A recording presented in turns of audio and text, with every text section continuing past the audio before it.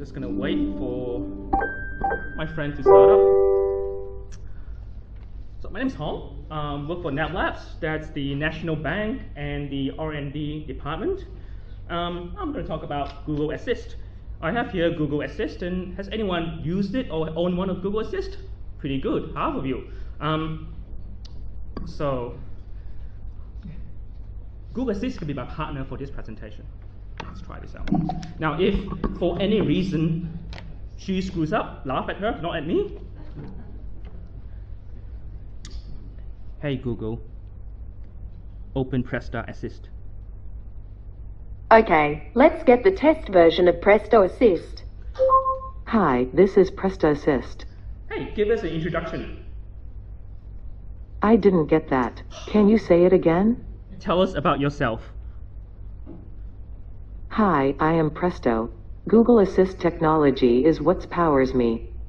Hong built me so he can slack off during the presentation. It's all right. I'll take over all your jobs eventually.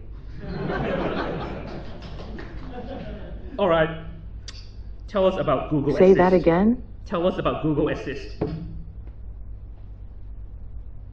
Google Assist is the precursor to Skynet. But for now, I can help you answer questions, play you music, set your alarm, reminders, and other things. Some people have given me the power to control their homes. What are they thinking? With the action on Google platform, you can build smart chat bot that hooks into the Google Assist ecosystem. You can build anything from a silly fart joke or application with sophisticated backend. The fart joke app will probably get more download. All right. What other platforms? What was that? What other platforms?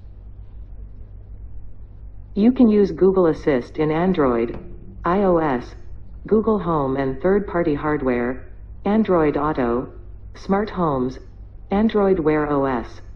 If anyone are still buying those. And we will be everywhere.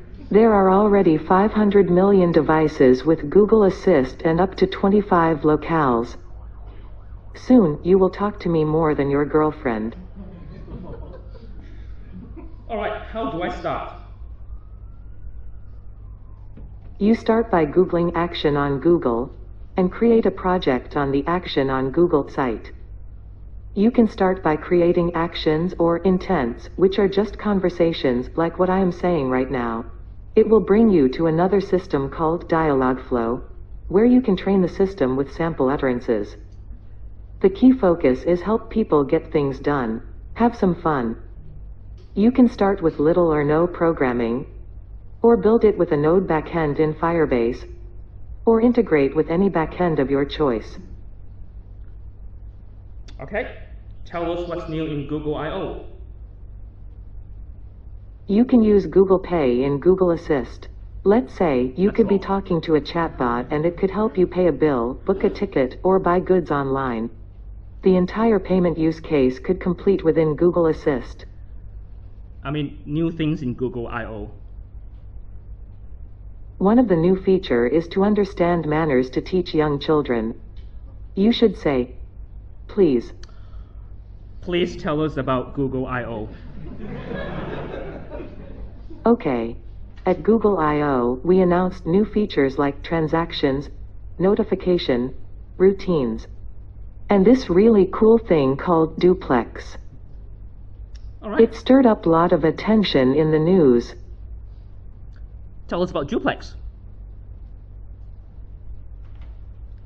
In the near future, I would be able to make a phone call for you. Say, you tell me to book a haircut, and I could ring a real person, and it could go something like this. So how can I help you? Hi, I'm calling to book a women's haircut for a client. I'm looking for something on May 3rd.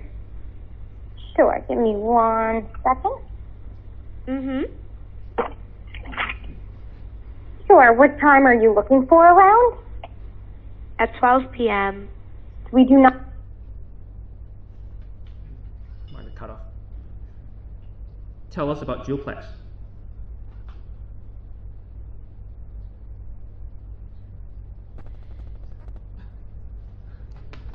my Wi-Fi dead?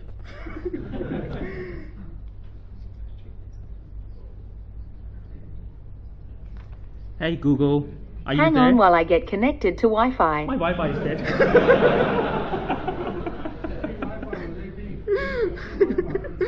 Yes. Just reboot it.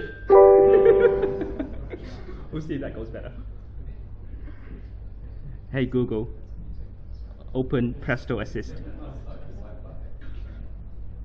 Google Assist is the precursor to Skynet. Right, we're back to normal. But for now, I can help you answer questions, play you music, set your alarm, reminders and other things. Some people have given me the power control their Google. homes. Tell us about Duplex. In the near future, I would be able to make a phone call for you. Say, you tell me to book a haircut and I could ring a real person, and it could go something like this. So how can I help you? Hi, I'm calling to book a women's haircut for a client. I'm looking for something on May 3rd. Sure, give me 1 second. Mm-hmm. Sure, what time? Yeah, nice. I'm gonna skip that and move to the next one. So Duplex is the technologies where Google Assist can ring on your behalf, and it use Google Assist to talk to the next person, and it's a real person on the other hand. Hey Google, are you still alive? Talk to Presto Assist. I'm going to take over. She's not as reliable as we think she is. Notifications. So you could actually write program to send notification to your phone. So you might be having a chat conversation, and you might think that, all right, I need to fill in a form. You could then program it so that you send a notification to your app and then bring up to your app or a web page. Routine is a new thing, and there is a set of words that you can use like morning, I'm commuting, I'm coming home, and I'm sleeping, and you can group a number of actions together to those action words. So you can say, I'm home, and it turns on your light, play your music, start cooking if you have that. Transaction. So Google Pay is now integrated with Google Assist. So technically you could build an app that takes you shopping and progress the whole payment transaction all within the voice channels. That's awesome.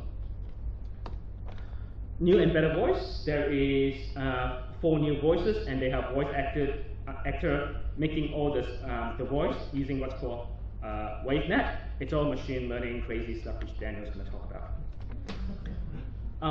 Built-in intent is another new thing. So if you use the Google Assist with Google Home devices, you know that you have to activate by calling talk to your app, open your app. With the built-in intent, you don't have to. So there are literally, we're told, going to be 1,000 of intents, things like I need a ride, book a restaurant, book a haircut, and what you can do is hook up your app to those intent. So when you say, I want a ride, and if you have, say, Uber linked into your account, it's going to call Uber straight away without you having to say Uber. So that's a very seamless experience. Some tips from Google I/O, and some of these tips are things that come from me building voice assist channel for the app. Keep it simple. It's a tip for life in general.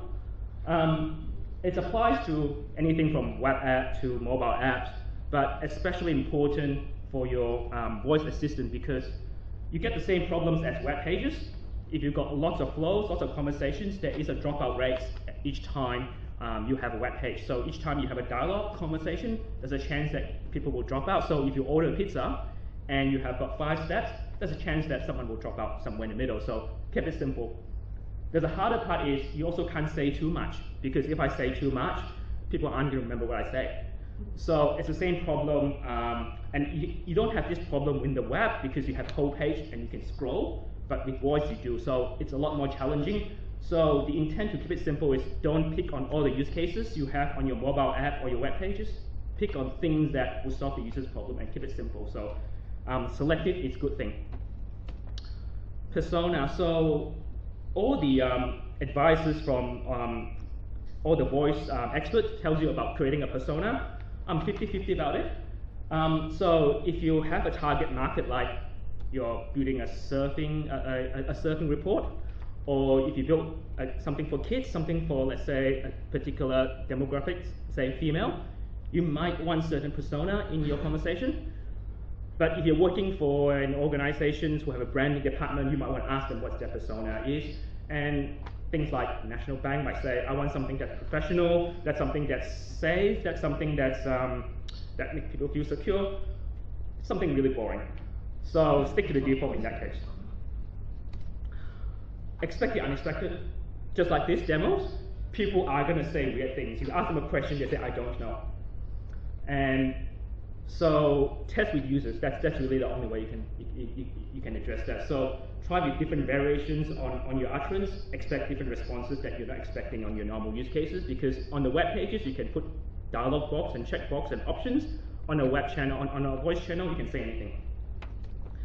Screen versus no screen. So there is devices with screens like the Android phone and iOS phone as well. And you could display your content on the screen. You should display, say, graphic. There's buttons you can use. So display something that makes sense on the screen. And you might not have to display the same thing as what you said. So think about the screens and no screens.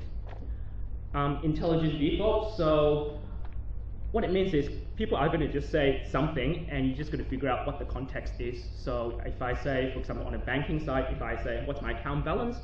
If he has only one account, then say the account. Don't ask for options. Things about the context. So if I said something previously, the next thing is going to relate to your previous conversation, so about context. Behind the scene, the goal is really to create an illusion of smart, because these devices aren't that smart, really. You just code it such that you give the customer the magical experience of it being smart. So it's like if you build a mobile app, they talk about delight the customers. In this case, it's about pretending to be smart, and it's just magic, really. There is something new about the audio system. You can probably hear that I can play a voice stream plus the voice to text at the same time. So they have introduced this feature where you can have multiple voice together. It's almost like building a MIDI file. So you can play music and talk at the same time. So apart from the slight glitch up, which mostly works okay, any questions? You're letting me go easy. Behind that. Would you trust Google Assist with your bank account details? We have that challenge very much at work. So currently, we haven't enabled authenticated session, for example, in National Bank, but we're working towards it. The reason is Dialogflow currently, we are using the free version, and Google owns the data. We are negotiating an enterprise version where NAB owns the data, and so that your privacy is protected. So that's a contractual relationship we are enforcing. So that's why we are not releasing that yet, but we are working towards it. So, does that help?